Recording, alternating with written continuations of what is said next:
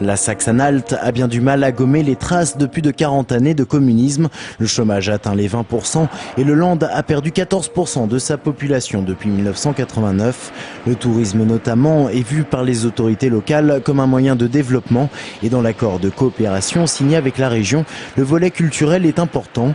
Le Bauhaus à Dessau, école d'architecture aux idées novatrices de 1919 à 1933 et inscrit à l'UNESCO, s'est rapproché du Fonds régional d'art contemporain avec pour but notamment de réfléchir aux politiques de la ville.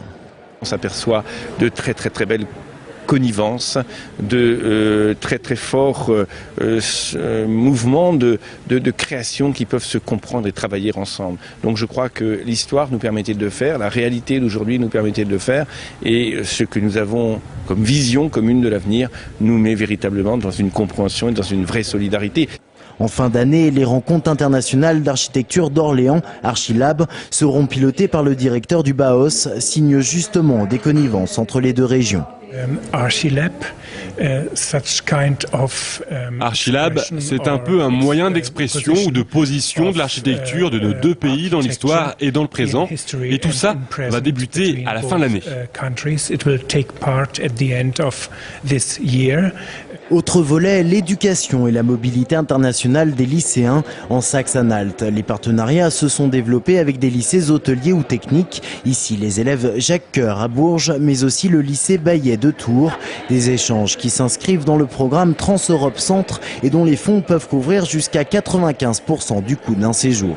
Nous souhaitons aussi promouvoir la mobilité en Europe, c'est-à-dire permettre aux élèves, à nos lycéens, à nos apprentis, de pouvoir découvrir tout au long de leur scolarité, au moins une fois un pays à travers donc un projet éducatif mené au sein de leur établissement.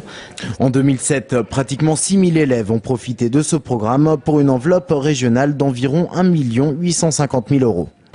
Ce fleuve, l'Elbe, est montré comme le symbole du partenariat entre nos deux régions.